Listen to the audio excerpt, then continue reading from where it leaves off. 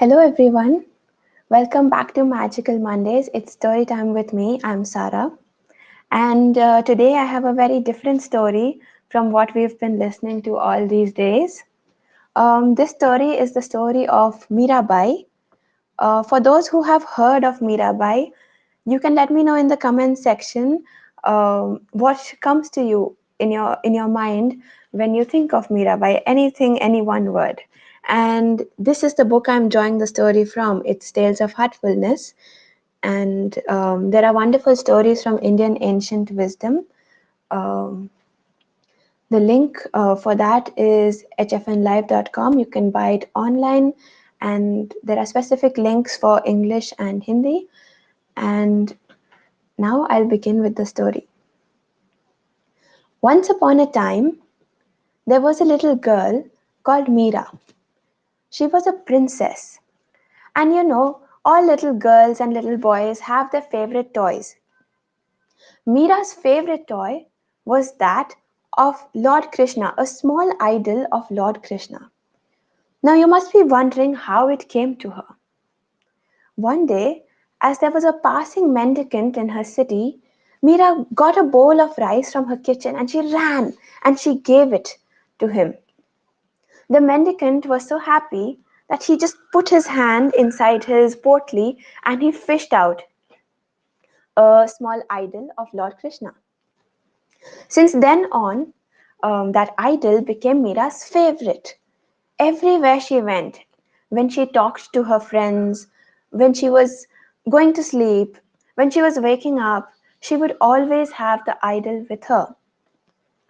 She would always sing to the idol, सो जा रे सो जा कान्हा तू सो जाओ मेरे लाल. This is how she would put him to sleep. And in the morning, she would wake him up. जागो मोहन प्यारे. And she would wake him up with joy on her face. Everyone thought that she would forget this little toy, but she didn't forget the toy. One day, as she ran to the window, she saw a marriage procession going. And she asked her mother, Mother, who is that? The mother replied that he is a bridegroom. He is going to marry his bride. So Meera asked very innocently, Who is my bridegroom? Her mother jokingly said, That this Lord Krishna. You always have him with you. And since then, Meera got even more attached to the idol of Lord Krishna and Lord Krishna himself, the idea of Lord Krishna. Now, a few years later, Meera was eligible to get married. So her father got her an alliance from the neighboring kingdom to a very powerful prince. And when she married him, she was very happy. She loved her husband and she did all the duties of a good wife. But her parents in law, her husband's family, did not like the idea of her going to the temple and praying to Lord Krishna and spending so much time in the temple, which was also open for all the common people. And they were also jealous because Meera got to do all these discourses with holy sages, and everybody was very jealous of her.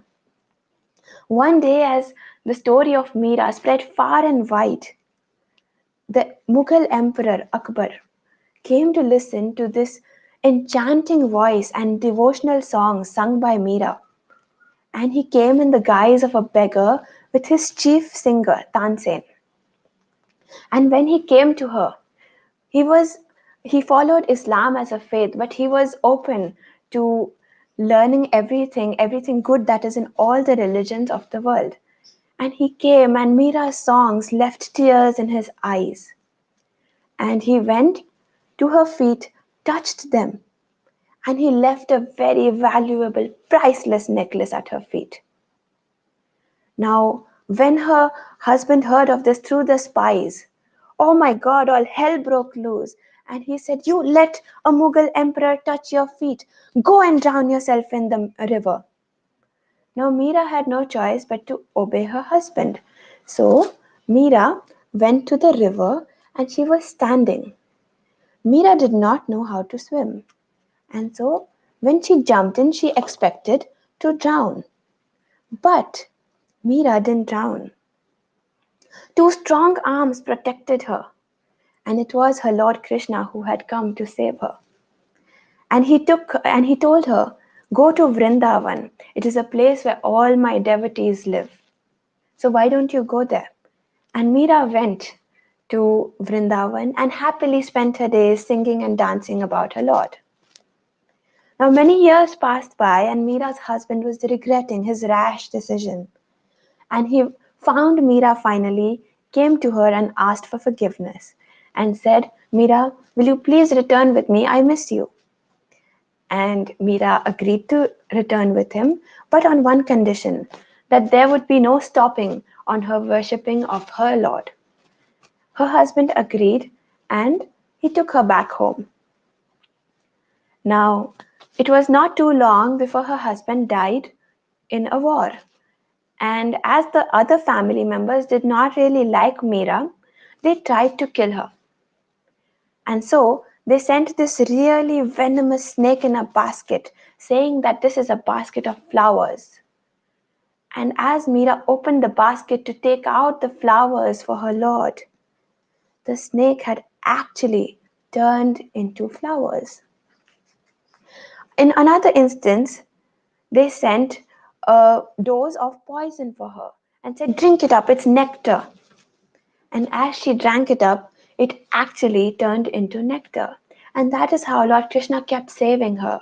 But Meera was tired and she asked counsel from certain sages, and they said, "These people will try to kill you again and again.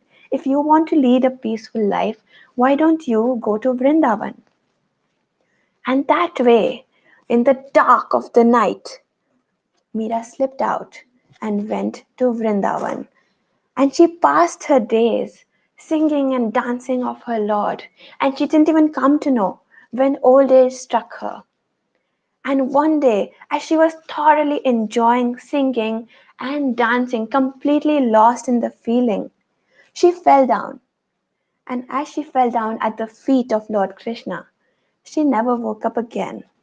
And that is how she found a place in Lord Krishna's heart forever. So, this was the story of Meerabai. This story epitomizes devotion. Now, in other words, what is devotion?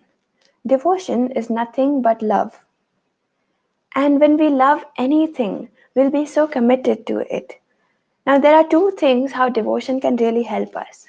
One is if we are really devoted to something higher, a higher purpose in our life, all the other things get taken care of. Like in Meerabai's story, when she was so devoted to her Lord, the poison, the snake, the river, nothing bothered her. She survived it all.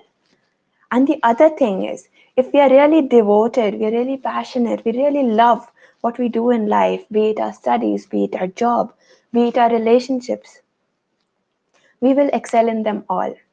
So, this is how the idea of devotion appeals to me, and you can let me know how devotion appeals to you. And I really hope you enjoyed the story. And if you want to listen to more of my stories, my link to my channel is here. It's called youtube.com Sara Stories. You can find more stories, and I hope you stay tuned to Magical Mondays, and I'll see you next Monday at 5 p.m. same time and same place.